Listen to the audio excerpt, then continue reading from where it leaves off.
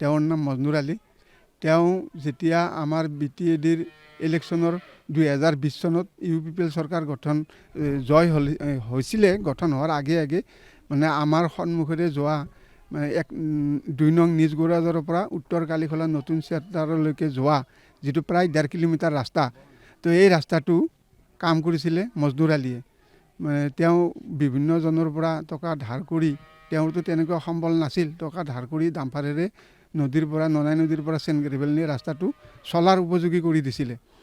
আৰু তাৰ বিনিময়ত যে তেওঁতো পইচা পোৱা বুলি ভাবিছিলোঁ, কিন্তু তেওঁৰ পাবলগীয়া পইচা আদায় নিদিয়াত মোক এদিন মাননীয় সঞ্জীৱ তাঁতীৰ ঘৰলৈকে লৈ গৈছিল। আৰু তেতিয়া মোৰ উপস্থিতিত মাননীয় সঞ্জীৱ তাঁতীয়েও বেছি কৈছিল যে আপোনাৰ পইচাটো খুব সোনকালে মই আদায় কৰি দিয়াৰ ব্যৱস্থা কৰি দি আছোঁ, বা আপোনাক 2-3টা মই তেনেকুৱা লাভজনক কাম মই দিম। তো ঠিক তেনেকৈ দিম বুলি কোৱাৰ পিছতো যেতিয়া দিয়া নাই পেডতহে লিখি দিয়া বুলি গম পাইছিলোঁ। তাৰপিছত তেওঁৰ লগত আৰু 2জন গৈছিল, সেইদিনাও পিছে মই যোৱা নাছিলোঁ। তেওঁৰ PA কিবা কেশৱ নাথ নামৰ মানুহজনে মানে অপমানজনক দুৰ্ব্যৱহাৰ কৰাত তেওঁলোকে সেইদিনাৰ পৰা নাযাওঁ বুলি EMৰ সন্মুখত কৈ আহে আৰু এওঁলোকে আইনৰ ব্যৱস্থা লয়। গতিকে যিহেতু বাস্তৱ সত্য ঘটনা, কাম কৰিছে টকা ধাৰ কৰি, আৰু সেই কাম যদি আইনৰ সহায় লয়, তেতিয়া আমি উকিল তৰুণ বড়ো নামৰ উকিলজনক আমি ধৰিছিলোঁ। আৰু তেখেতে কেছ চলিছিল আমাৰ ওদালগুৰি জিলাৰ তৰুণদে আদালতত, মাননীয় তৰুণদে মহোদয়ৰ আদালতত চলিছিল, এডিশ্যনেল CGM বাৰু যিয়ে নহওক। তো তেখেতে আমি বহুত আশা কৰিছিলোঁ, আৰু আগতে 2-3জন সাক্ষীয়ে যি ধৰণে সাক্ষী দি গৈছিল বাৰু দিছিল, কিন্তু মইতো যিখিনি দিছিলোঁ বা তেখেতে লিখিছিলে, আৰু তেখেতে আশ্বাসো দিছিলে, উকিলেও আশ্বাস দিছিলে যে ইয়াত ন্যায় পাব, আপোনালোকৰ ক্ষতিপূৰণ পাব। কিন্তু ঠিক এনে অৱস্থাতে আজি অহা 20 আগষ্টত ইয়াৰ ৰিজাল্ট ওলোৱাৰ কথা আছিলে, কিন্তু অভিযোগ পক্ষৰ অনুপস্থিতিত 12 আগষ্টত কেনেকৈ যে ইয়াৰ জাজমেণ্ট কপি ওলাল আৰু মাননীয় সঞ্জীৱ তাঁতী আইনৰ সুৰঙাৰে বাচি গ'ল, এইটো বহুত দুৰ্ভাগ্যজনক। যে পাব লগা মজনুৰ আলীয়ে পইচাও নাপালে। আৰু গতিকে যদি আমি গৰীব দুখীয়া দুৰ্বল গাঁৱৰ পিছপৰা শ্ৰেণীৰ মানুহে যদি উপায়বিহীন হয় আইনৰ ওচৰত চাপোঁ, আৰু আইনে যদি আমাক উপযুক্ত ন্যায় নিদিয়ে, আমি পিছে ক'তনো যাম?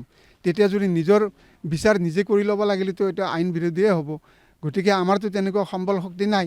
গতিকে যিহেতু এনেকুৱা অন্যায়, এতিয়া আইনৰ ফালৰ পৰাও যিহেতু আমি ন্যায় নাপালোঁ বা মজনুৰ আলীয়ে ন্যায় নাপালে, গতিকে আপোনালোকৰ সাংবাদ মাধ্যমৰ মাধ্যমেদি মই মাননীয় মুখ্যমন্ত্ৰী মহোদয়ক অনুৰোধ জনাওঁ যে এনেকুৱা আইন শৃংখলা আৰু দুখীয়া গৰীব ৰাইজৰ প্ৰতি যাতে ন্যায় দিয়াত তেখেতে হস্তক্ষেপ কৰে, অলপ চকু কাণ দিয়ে, এয়ে মোৰ বিশেষ অনুৰোধ। আপোনালোকৰ জৰিয়তে এইটোৱে ক'ব বিচাৰোঁ, এতিয়া মই মানে ধাৰ ঋণ কৰি মানে মোৰ বন্ধু বান্ধৱৰ পৰা পইচাখিনি দি কাম চাম কৰিলোঁ। মই এইবিলাকৰ এক্সপিৰিয়েঞ্চ নাছিলে, তথাপিও তেওঁৰ মানে সন্মান ৰক্ষাৰ্থে কামখিনি কৰিলোঁ। কৰাৰ পিছতে তেখেতৰ লগতে চাহেব খান নামে তেখেতেহে মোক যোগাযোগ কৰিলে, আৰু সম্পূৰ্ণ তেখেতেই ৰিস্ক লৈছিলে কামখিনি আদায় কৰি দিম বুলি।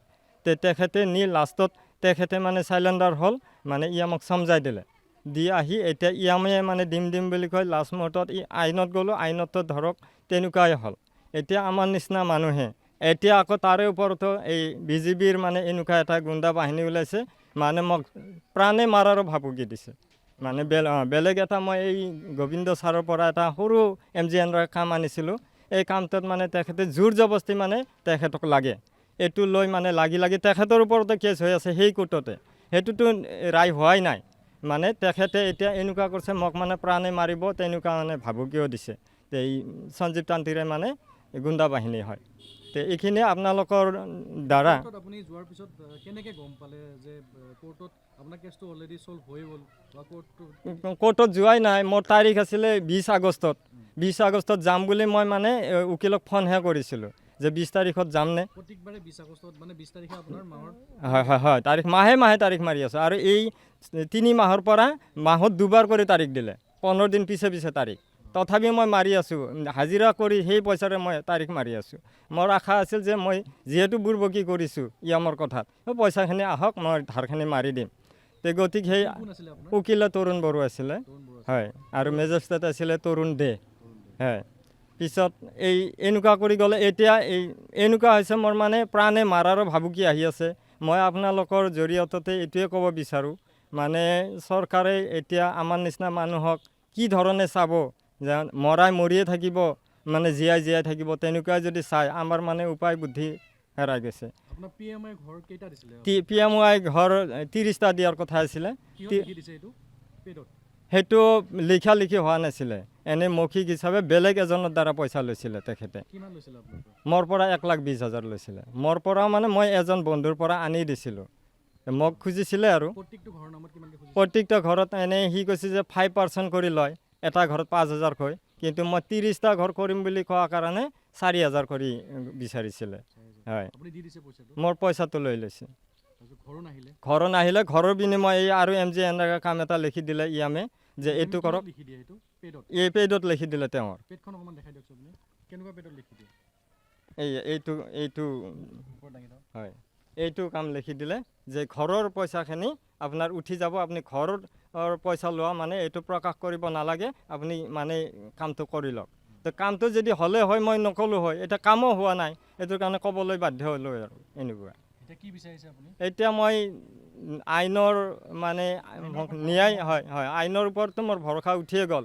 এতিয়া মুখ্যমন্ত্ৰী তেওঁৰ দ্বাৰা এইবিলাক নজৰ দি যাতে মোৰ নিচিনা ভুক্তভোগী মানে ন্যায়টো, উপযুক্ত ন্যায়টো দিয়াৰ কাৰণে তেখেতে মানে নজৰ দিয়ে, এইটোৱে মই, আৰু মোৰ একেবাৰে উপায়বিহীন। যিকোনো খবৰৰ বাবে যোগাযোগ কৰক 7099017330 লগতে 7099017110 নম্বৰত।